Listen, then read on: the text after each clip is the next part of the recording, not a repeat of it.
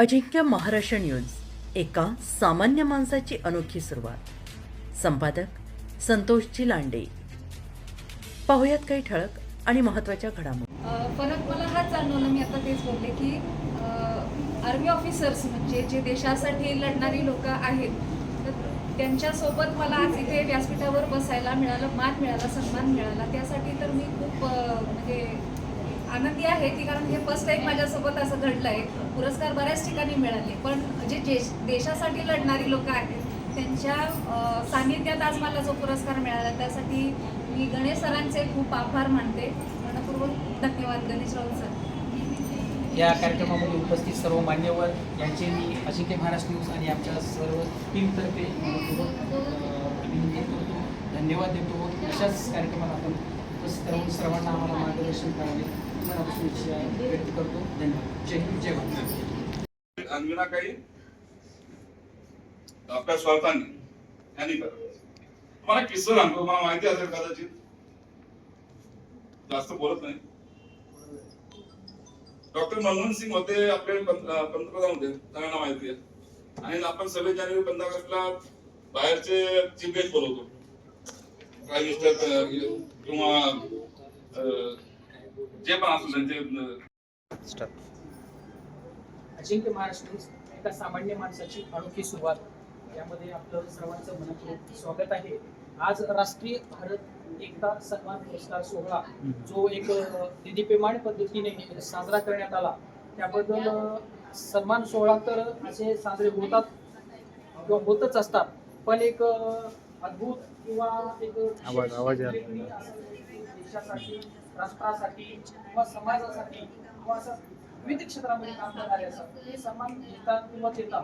पण ज्यांच्या हस्ते हे सन्मान दिला गेला त्यांच्या राष्ट्राचं जे स्मृती चिन्ह आम्ही ज्यांना म्हणतो, जे योगदानामध्ये आहेत राष्ट्राच्या, देशावरती म्हणा, बॉर्डरवरती म्हणा, याच्यामध्ये, तर त्यांच्या हस्ते हा सन्मान सोहळा दिला गेला. तर त्यांच्याविषयी आपण प्रतिक्रिया आज आपण जाणून घेऊ. सर, याविषयी आपणाला काय असं वाटतं की हा असा सोहळा परत परत साजरा व्हावा, आपल्याकडनं आम्हाला मार्गदर्शन मिळावं? हे जे झेप फाउंडेशनने जे पाऊल उचललंय, हे जे पहिलं पाऊल त्यांचं यशस्वी झालं ना, असंच पुढं यशस्वी पाऊल.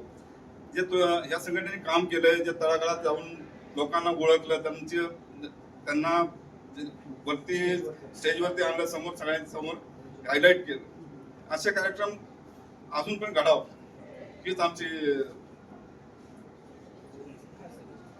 सरांनी कारगिल युद्धामध्ये जे आपण बघितलं, आपण ऍक्च्युली हे युद्ध ऑपरेशन वरती होते, आपण ज्यावेळेस ते लाईव्ह बघत होतो किंवा घडलं, त्यावेळेस आपल्यामध्ये जे रोमांच होतं किंवा देशाविषयी आपल्यामध्ये जी जी भावना प्रत्येक भारतातल्या जनमानसामध्ये निर्माण झाली, तर ती भावना त्यांनी आजही मला रोमांचित होतं ते त्यांचे सरांचे शब्द ऐकून, की आज युवा पिढीला आज हे घडवायची म्हणजे संस्कार देण्याची गरज आहे, की मुलांना मोबाईल पासून थोडं अलिप्त ठेवून असे देश म्हणा, समाज म्हणा, याच्यासाठी घडवण्याची आज गरज आहे, हे त्यांनी त्यांच्या संबोधनामधून व्यक्त केलं.